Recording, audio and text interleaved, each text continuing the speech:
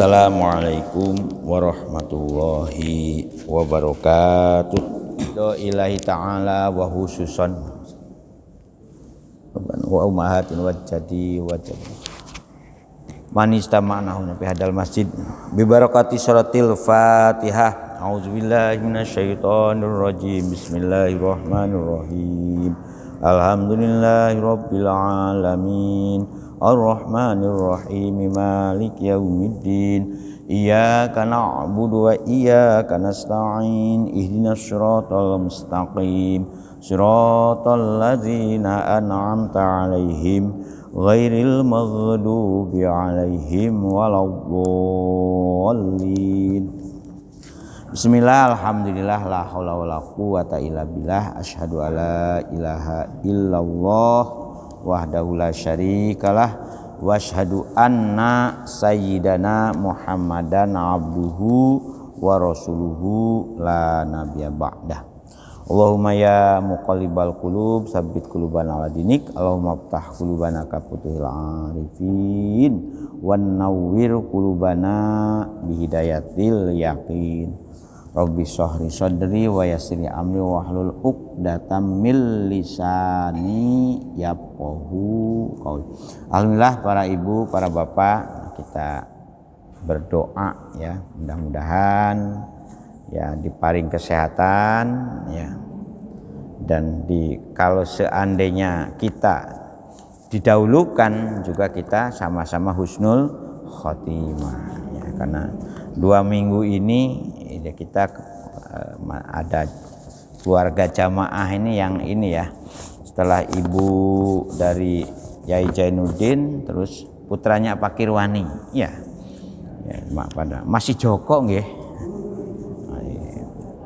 Nah, padahal waktu ini sepedahan Pak Kirwani cerios-cerios masalah putrane ya. Ya memang ajal itu gak bisa layas tang. Jadi kalau sudah Gusti Allah sing kuwasa, wong sing duwe. Nah, oleh karena itu monggo kita yang siap-siap ya, mudah-mudahan aja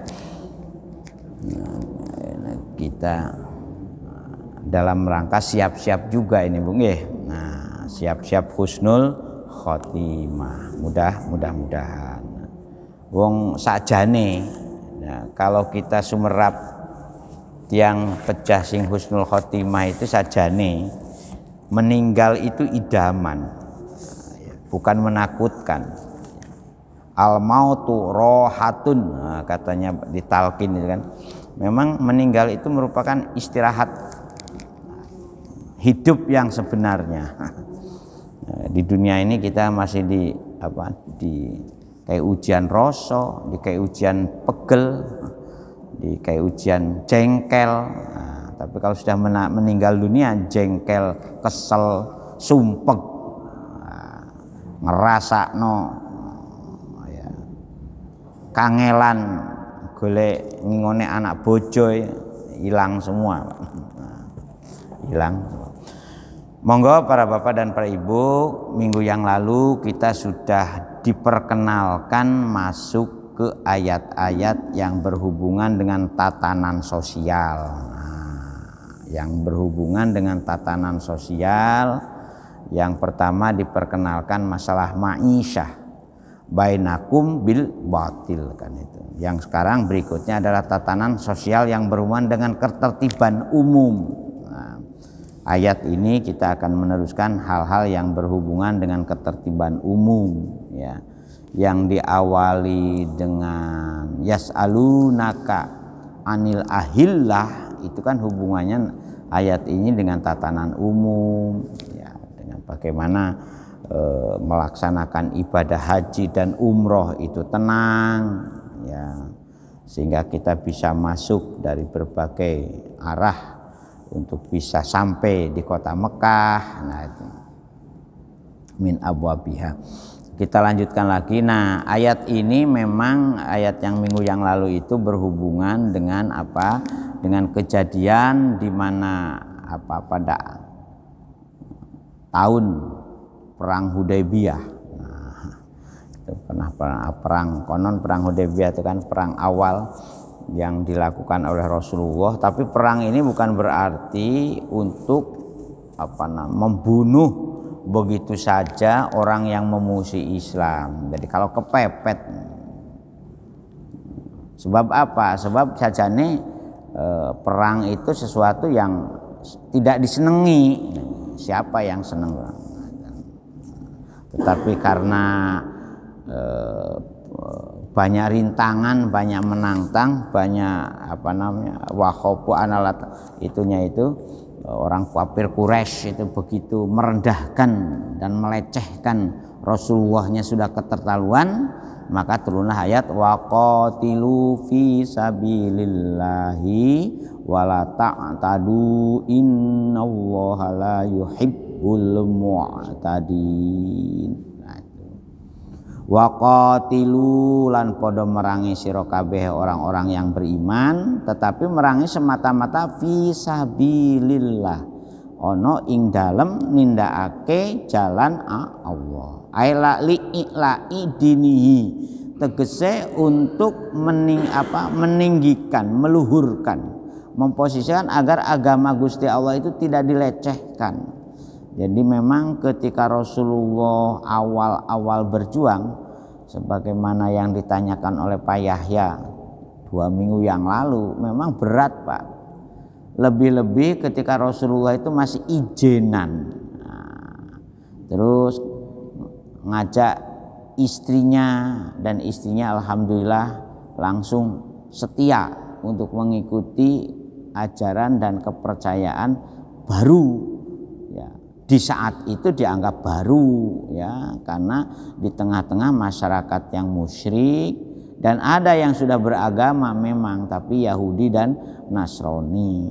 Gambaran orang Yahudi dan Nasrani awalnya sepertinya baik-baik kan, tapi begitu Rasulullah tahu kalau Rasulullah itu mengajarkan ajaran tauhid, ajaran tauhid itu bukan ajaran baru saja nih, karena semenjak zaman Nabi Adam manusia itu sudah diajarkan kembali untuk kenal bertauhid kepada Allah Subhanahu wa taala. Sejak Nabi Adam, Rasulullah ini merupakan pelanjut dari rasul-rasul sebelumnya. Jadi sama itunya itu. Tetapi ya banyak yang merespon ini semua. Coba kalau kita pirsani, ada Qisasul Anbiya itu, riwayat yang secara khusus sudah dikompilasi tentang bagaimana cerita-cerita zaman Rasul, mulai Rasul, dibukukan jadi satu, namanya judul bukunya Qisasul Anbiya, sejarah para nabi di dalam Al-Qur'an itu. Dan sudah ada yang berbahasa Indonesia. Kalau nganggur-nganggur bapak-bapak ya kopo susah sedih dan perjuangannya para nabi dan rasul, monggo diwaos judul bukunya untuk Qisasul Anbiya, sejarah para nabi. Komplit 25 rasul dijelaskan semua, dikompilasikan dari sekian ayat Al-Qur'an yang berceceran itu, kemudian dikumpulkan berdasarkan nabi yang pertama sampai nabi yang terakhir, Rasulullah Muhammad SAW. Nah, kalau dalam rangka li'ila'i dinihi, dalam rangka memposisikan agar agama Gusti Allah itu tidak dilecehkan, tidak direndahkan, maka umat Islam kalau terpaksa, ya, karena dihalang-halangi, dirintangi, ya bahasanya semut aja diinjak-injak akhirnya nyakot. Nggih. Qatilu, siapa yang mau diperangi? Alladina yuqatilunakum. Nah, ini Alladina ing wong-wong, nih objeknya dari waqatilu, ya itu kan kata waqatilu itu kalimat fi'il amar, perintah. Orang-orang yang beriman, perangi oleh kalian, dan semata-mata kalian berperang itu di jalan Allah, di dalam menegakkan kebenaran agama Allah supaya tidak dilecehkan. Siapa yang kalian harus perangi? Alladina ing wong akeh, yuqatiluna, yuqatilu kang padha merangi sapa si Alladina kum ing sira kabeh bayane aladina tegese minal kupari hale tetep saking wong kafir Mekah saat itu ya. Jadi Islam ini ngajari perang itu bukan defensif, bukan ofensif tapi defensif, bukan menyerang dulu. Nah, setelah orang-orang menyerang kamu, ya kamu lawan, jangan menengahi. Nah, itu. Tetapi ada batasnya, wala ta'tadu lan ojo ngelewati batas sira wong-wong yang beriman. Di dalam memerangi juga ada etikanya. Makanya kalau kita mempelajari siasah harbiyah, perang dalam Islam itu memang istimewa. Pertama, tidak boleh menyerang lebih dulu sebelum musuh betul-betul nyerang. Itu pun kalau musuh belum gak sadar-sadar dengan cara-cara yang terus begitu perang juga ada etikanya, ada akhlaknya, ada totok kromonya dalam perang itu. Gak boleh menggunakan senjata yang membunuh selain objek yang berbuat zalim. Makanya dalam Islam tuh gak boleh menggunakan bedil, menggunakan apalagi bom yang bisa nuklir apalagi ya. Jadi ya makanya paling nggak pedang, tumbak atau panah. Karena apa? Karena sasarannya kepada orang yang betul-betul menyerang. Orang perempuan gak boleh dibunuh, penduduk sipil, orang apalagi anak-anak dan segala. Wala ta'tadulan ojo lewati batas sapa sira kabeh alaihim ing atase merangi wong kufar bil ibtidai dengan memulai. Ya. Jadi kita gak boleh bil kitali kalau perang. Jadi dengan mengawali, kalau makanya sifatnya itu bukan ofensif, bukan nyerang enggak boleh. Makanya keliru kalau ada anggapan orang Islam juga senang perang, senang menumpahkan darah, itu keliru.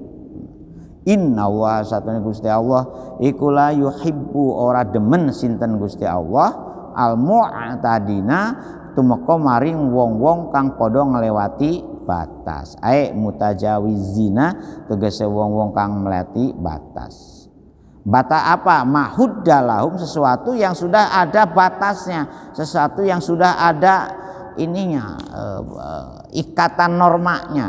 Nah, itu babi buta, kasarannya serangan membabi buta tuh gak boleh.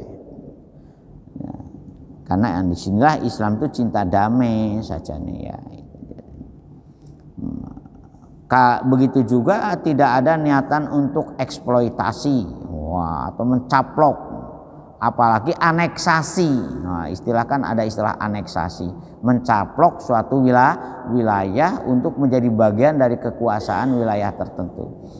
Jadi kita ini ya, kalau sudah berdiri negara wajib dipertahankan. Kalau belum punya negara wajib mendirikan negara dengan damai, yaitu bukan dengan serbu menyerbu. Jadi gak dibenarkan. Nah, ini karena apa? Karena ajaran Islam ini merupakan ajaran yang memperbaiki cara hidup orang-orang sebelum Islam. Dimana kalau dia ingin berkuasa mengandalkan kekuasaan otoriter bahasanya. Jadi bahasa-bahasa yang berhubungan dengan kekuasaan ada otoriter. Jadi Islam itulah yang mengajarkan awal demokrasi di dalam tatanan kehidupan berbangsa dan bernegara sebetulnya. Cuman demokrasinya bukan demokrasi yang yang kebablasan, yang tidak bersyariat, itu tidak beretika. Jadi demokrasi yang paling beretika.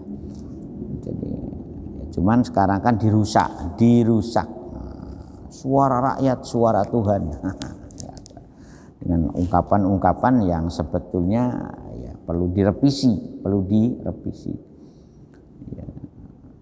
Perjanjian Madinah, awal umat Islam belajar mendirikan tatanan kekuasaan baru sebagai revisi kepada tatanan kehidupan umat manusia sebelumnya, itu luar biasa.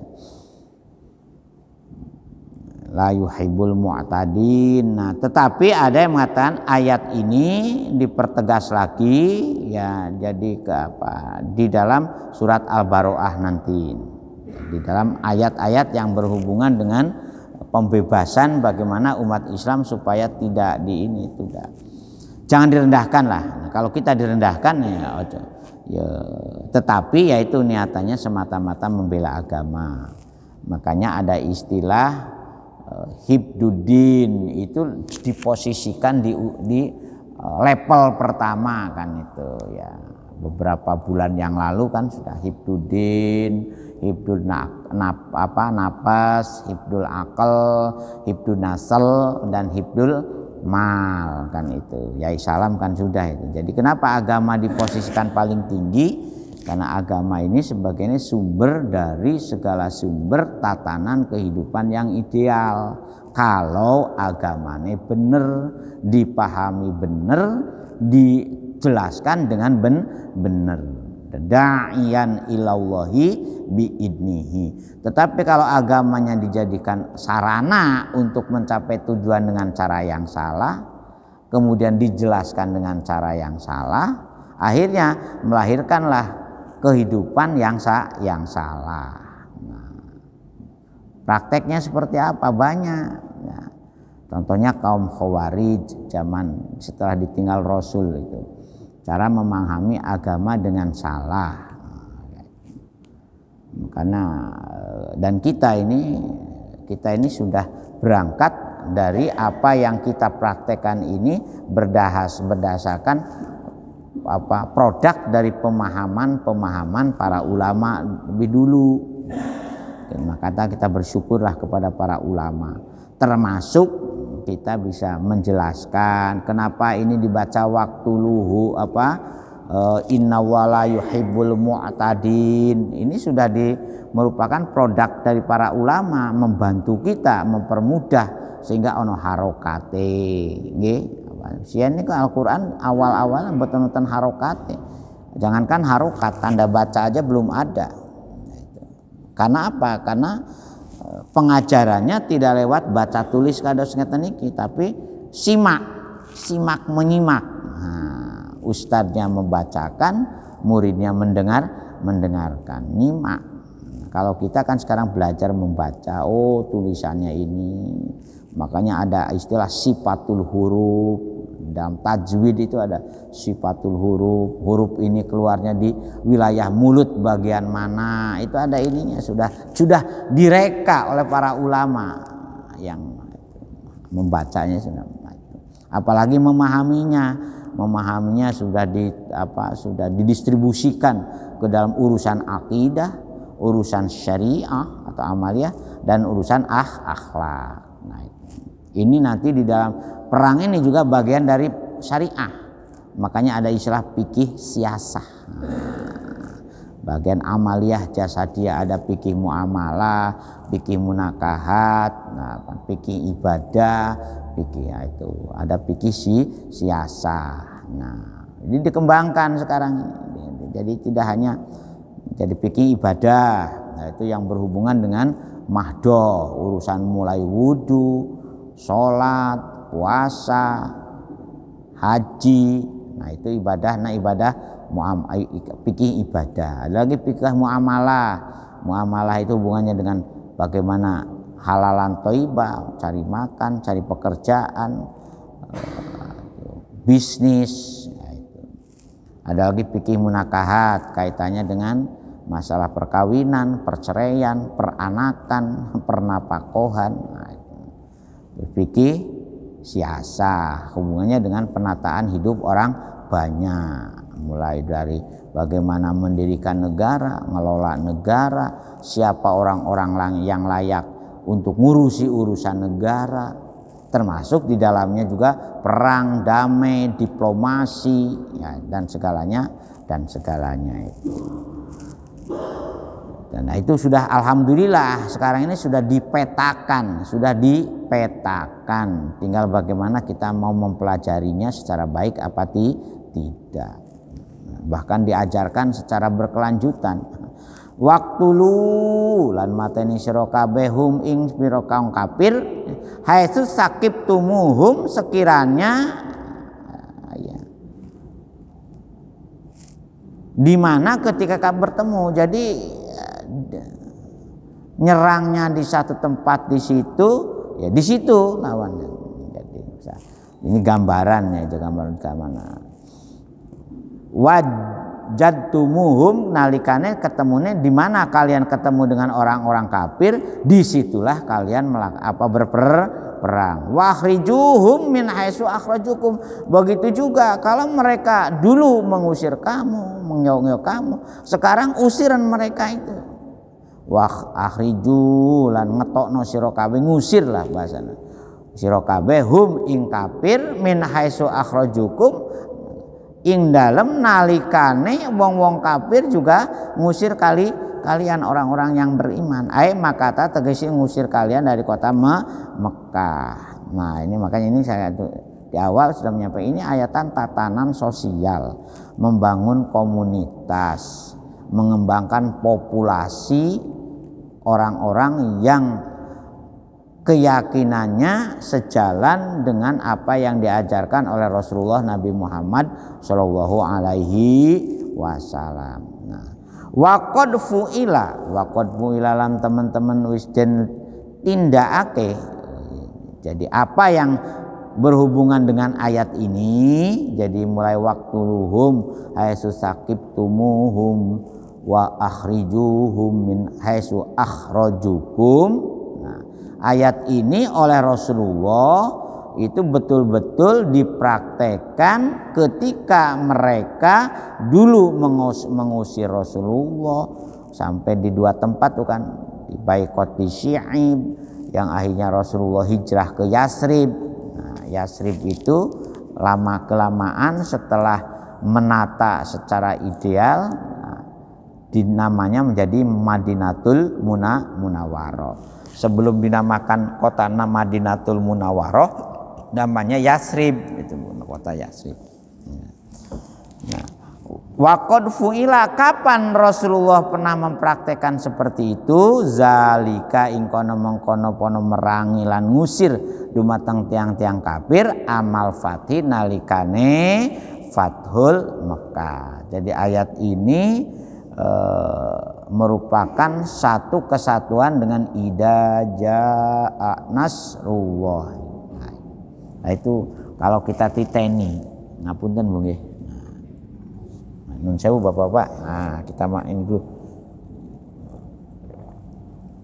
Alhamdulillah. Jadi ayat ini itu kan melihat betapa perjuangan Rasulullah untuk bisa kembali ke Mekah itu berdarah-darah, berperang juga dilakoni, kemudian semua tenaga dikerahkan, tapi begitu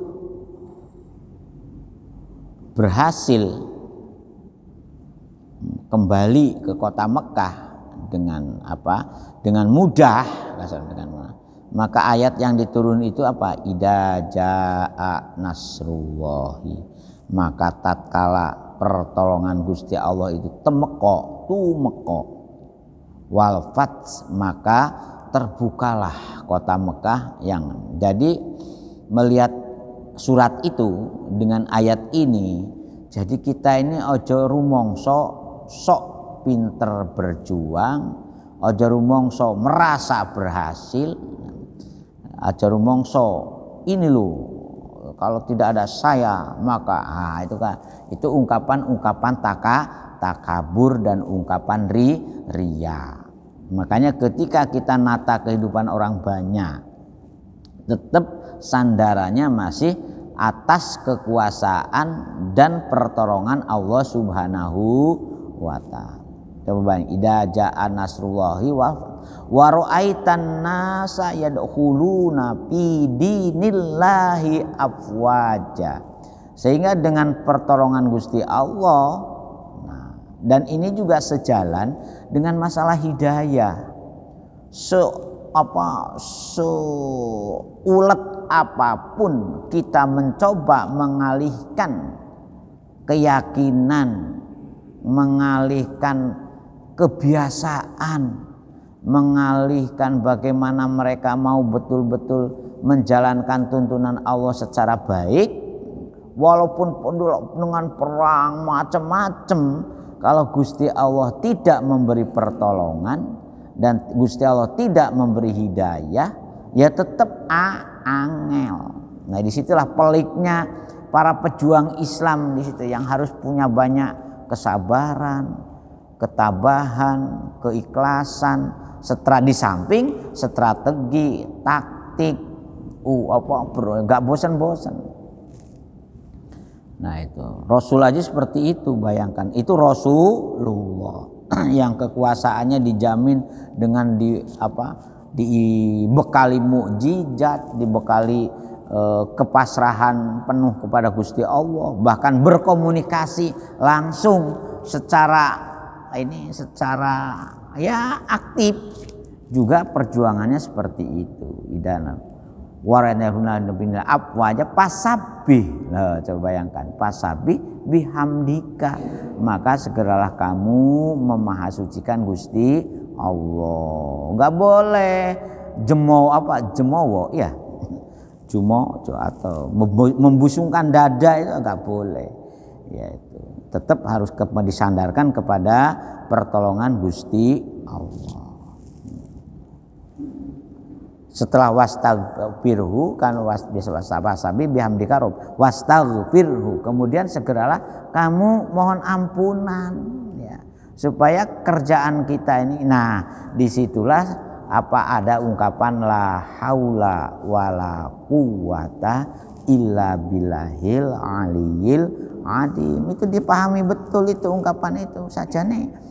Ya, kekuatan, termasuk kalau orang sing ngomong opo wae, bersikap opo wae, ya kehendak Gusti Allah kados ngoten niku dispuni malih. Karena tidak ada satupun kekuatan yang memberi potensi apapun yang dikerjakan oleh seseorang, khairihi wa syarrihi, baik itu baik maupun jelek, semuanya minallah. Minallahi ta'ala kan, khairihi wa syarrihi minallahi ta'ala kan itu. Jadi di situ merangkai pemahamannya itu. Nah, kita bersyukur para ulama sudah membuat kaplingan-kaplingan pemahaman itu. Nah itu.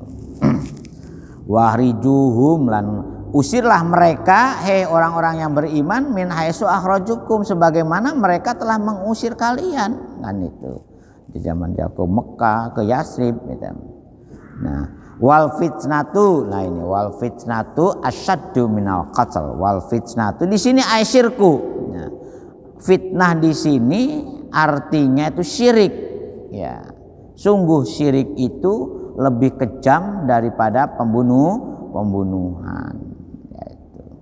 Makanya kalau walaupun memang ada yang katakan fitnah, ada macam-macam, ada yang mengatakan ya, saya kenapa ini ditafsiri asyirku, sebab muaranya semuanya itu berangkat dari syirik. Nah, jangan dikira syirik itu nyembah watu. Nah, seperti sekarang sedang ramai gara-gara sesajen disaduk. Apakah itu bagiannya? Syirik itu paling berat justru mendewakan dirinya, ya, melupakan kekuasaan dan bilahnya, melupakan haulun wa quwatun minallahnya, itu yang sebetulnya syirik yang paling berat itu. Syirik yang mendewakan diri kita masing-masing, itu syirik yang paling abot. Rumongso bisa, rumongso kuoso, rumongso hebat. Nah, rumongso itu bagian dari syirik sebetulnya. Karena meniadakan idza jaa nasrullahi. Ya saja nih gak pertolongan kita, makanya begitu panjenengan datang ke masjid itu kan semata-mata memang keistimewaan dari pertolongan Allah Subhanahu wa taala. Coba kalau panjenengan boten disukani kerentek kemauan, dan kerentek kemauan itu dari mana itu? Kalau tidak dari hidayah Allah Subhanahu wa taala. Makanya disyukuri, alhamdulillah Gusti panjenengan pun saged maringi kekuatan nindakake salat subuh teng masjid, pun saged nindakake ya sami-sami taklim belajar. Kula mawon boten niat ngajari Bu, sama-sama makanya kula waosaken enggak di jelas ada apa namanya, ada yang sumber ajarnya itu, ada referensi yang wal fitnatu utawi syirik. Nah itu minhum saking wong-wong kufar iku asyadu luwih banget luwih gede minal qatli daripada perang.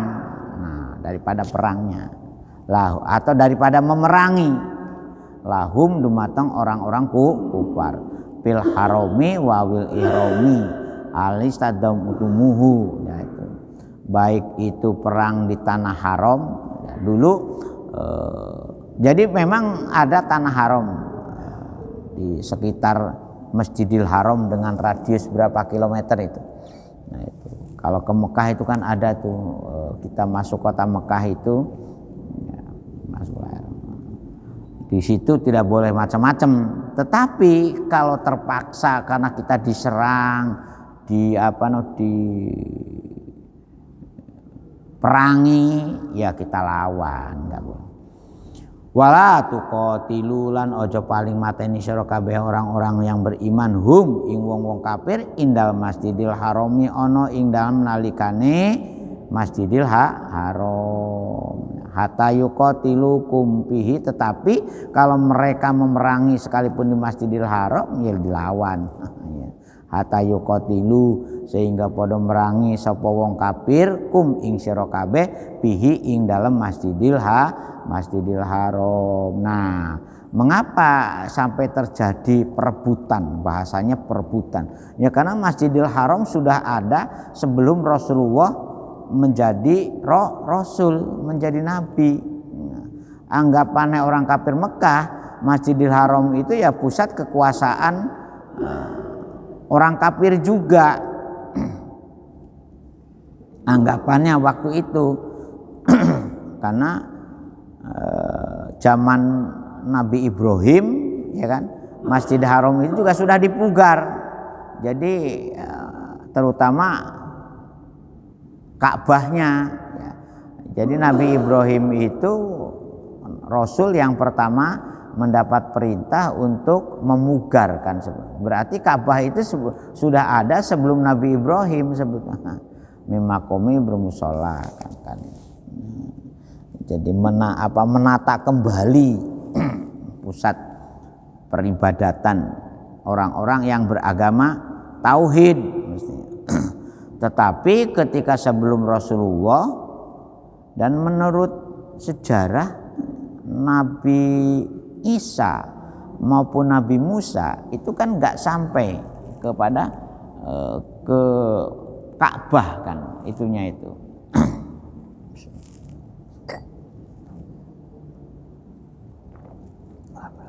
Makanya dianggap dari Nabi Ibrahim itu langsung ke Rasulullah Nabi Muhammad SAW yang kaitannya dengan perawatan dan pemeliharaan Masjidil Haram itu.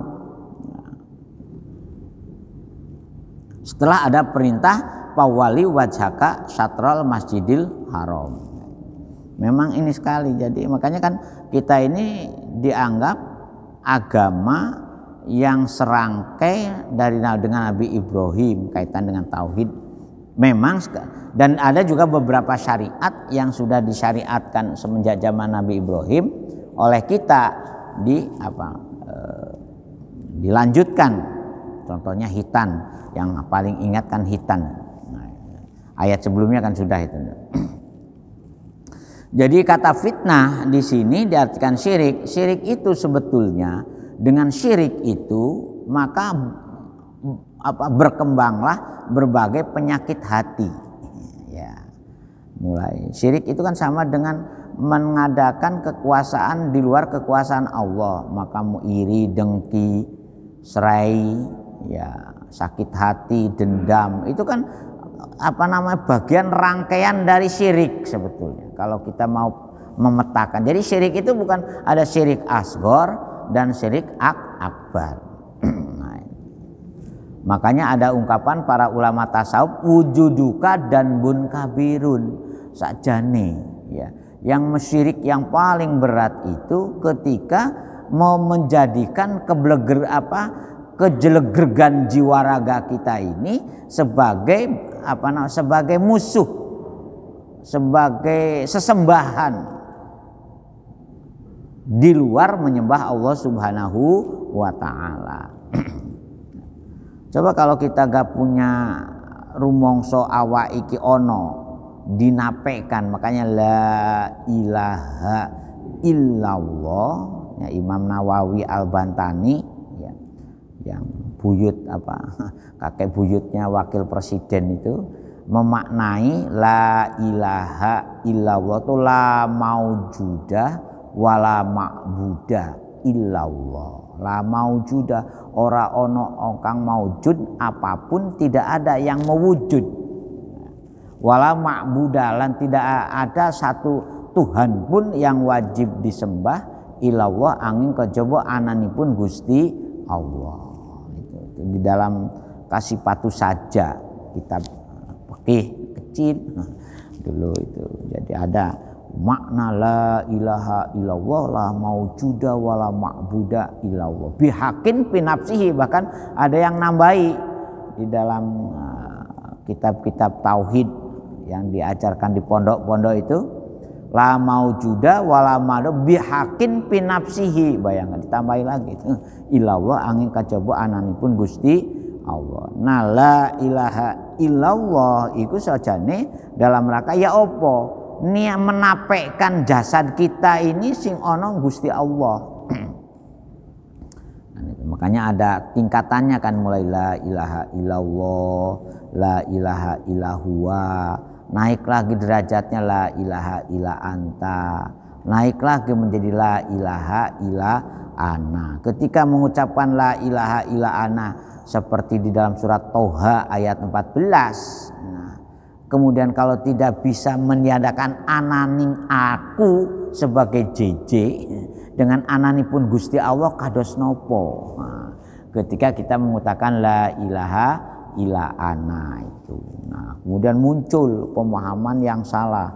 Maka dikenallah dengan istilah Syekh Siti Jenar. Wah, dalam riwayat macam ketika mengekspresikan la ilaha illa ana, gak ono Siti Jenar sing ono pangeran, ya bener kalau dilihat dari maca la ilaha illallah. Tetapi orang awam memahami jadi pangeran itu awakmu tak pateni ae. Jadi hal-hal seperti jadi tolong monggo kita ilmu saestu ya. Jadi syirik yang paling abot itu yang akhirnya bisa menimbulkan pembantaian macam-macam ya, karena berangkat dari syirik itu, syiriknya. Syirik itu yang dipahami nyembah watu, nyembah gunung yaitu.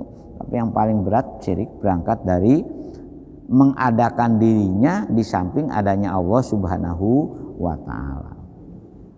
Jadi istilah para wala tuqatiluhum indal masjidil haram hatta yuqatilunakum fihi fa in qatalukum fihi faqtuluhum. Nah, tetapi kalau mereka orang-orang kafir itu ngajak perang ya, ketika kita sedang berada di Masjidil Haram yaitu hatta yuqatilunakum fihi fa in qatalu fa in makalang ya, apabila bahasa Indonesianya Pak Indo apabila mongko lamun merangi sapa si wong kufar kum ing sira kabeh ya, fa ing qatalu mongko lamun padha merangi sapa wong kufar kum ing sira kabeh fihi ing dalam Masjidil Haram faktulu mongko merangi mateni sira kabeh orang-orang yang beriman hum.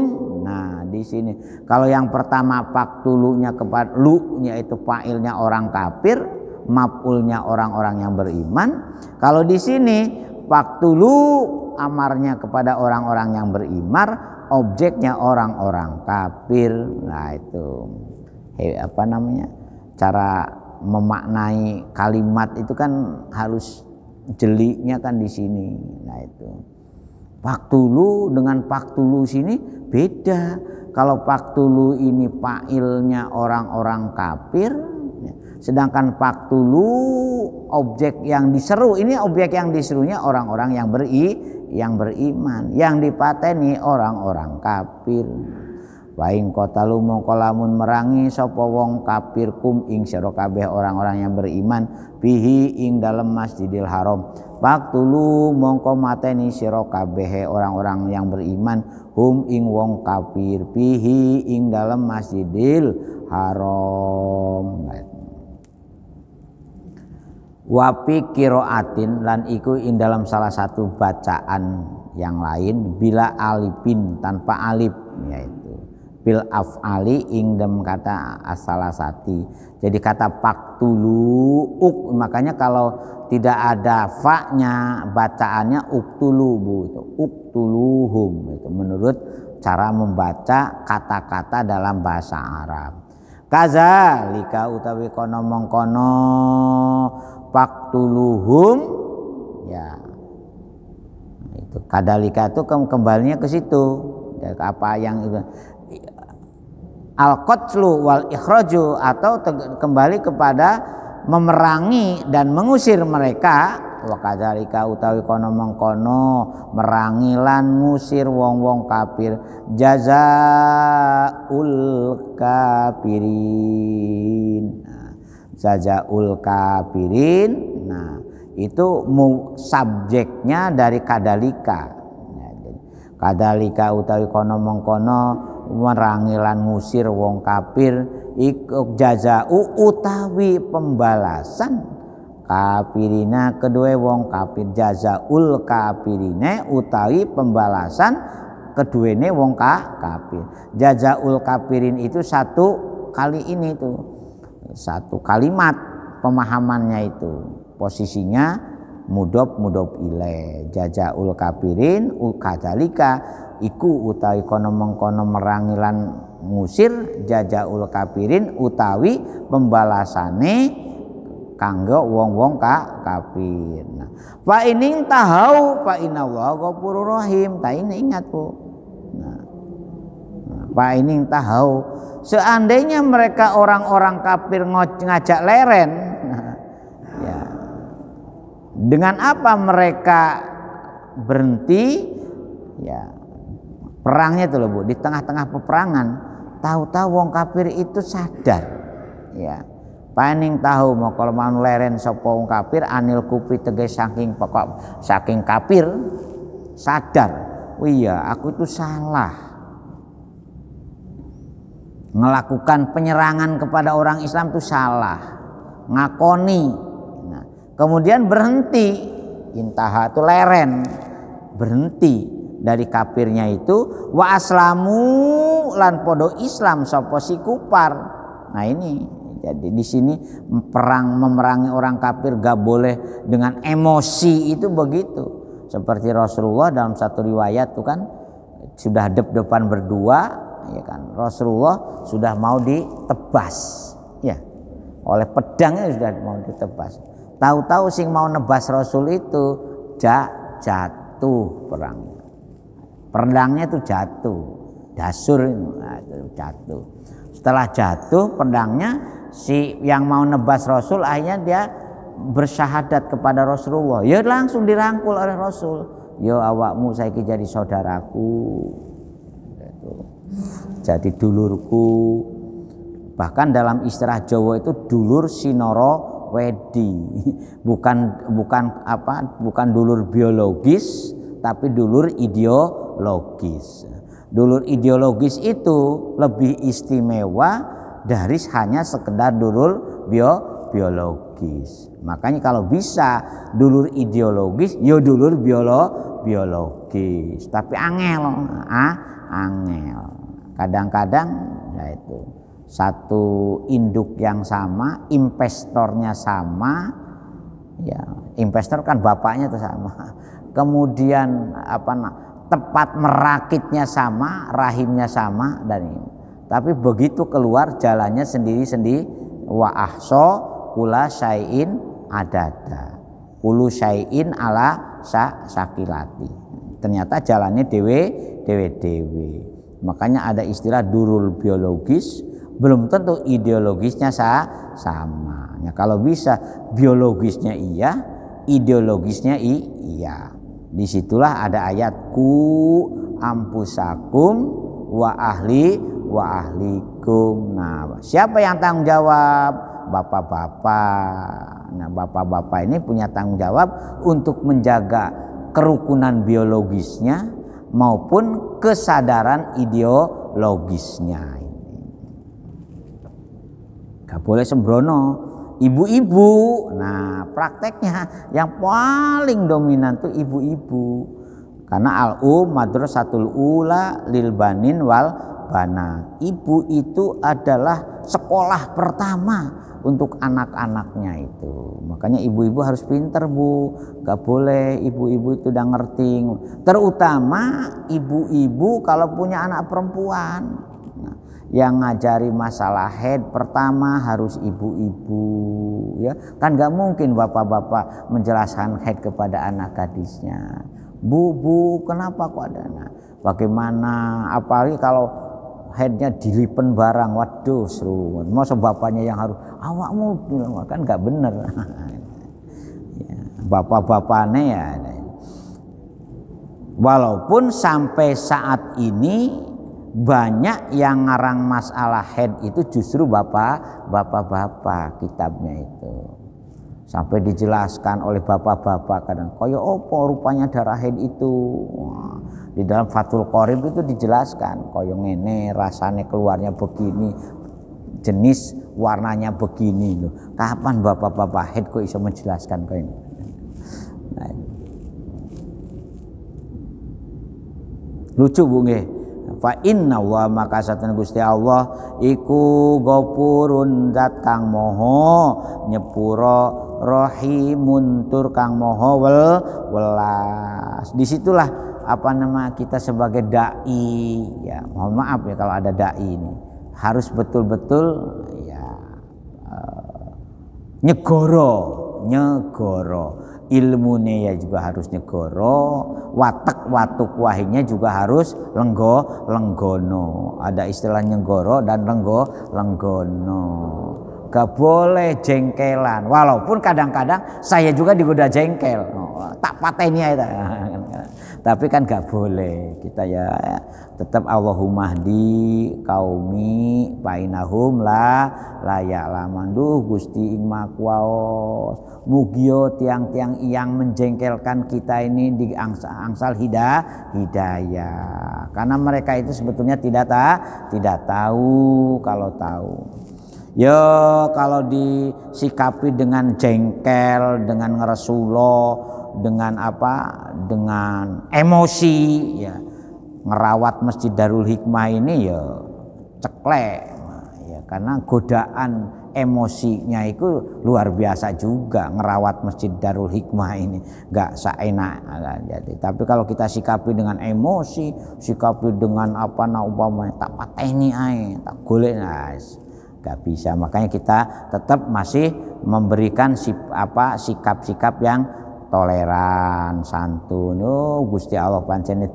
Karena apa? Kita harus kembali. Semuanya ini tidak ada yang mendesain selain Allah Subhanahu wa taala. Di situ Pak abotnya. Tapi angel gampang diomong, mung angel dipraktekno. Ngene ae, wah menurut saya itu ini begini wah. Wah sing tukang nyelatu alhamdulillah. Jadi ngoten nggih. Fa inna waha mangestane Gusti Allah iku Ghafurun zat kang moho nyepuro rahimun tur kang moho welas. Makanya untungnya kalau mereka dari kafir ke Islam, untungnya itu luar biasa. Makanya ojo nyepelekne orang yang baru masuk Islam, Bu. Karena satu, semua dosanya diampuni apapun kesalahan yang pernah dia lakukan. Tetapi istimewanya itu kebaikan apapun yang pernah dilakukan diakui.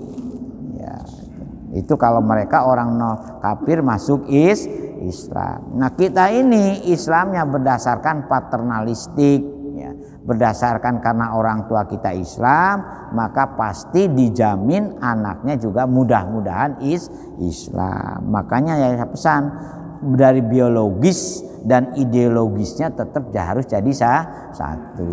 Tugas utama untuk mengideologiskan itu ibu-ibu. Makanya tolong ibu-ibu iso ngajari anaknya maos Quran, iso ngajari sholat dengan baik. Nah, bapak-bapaknya ben madosi rizki yang halal. Makanya Rasul itu adil. Madrasatul ula lil banin wal banat. Tetapi bapak-bapak tolabur rizkil halali wajibun. Untuk bapak-bapak golek rizki yang halal itu hukumnya wajib. Ngoten terus. Nggih, kita teruskan lagi besok pagi ya. Nggih, monggo.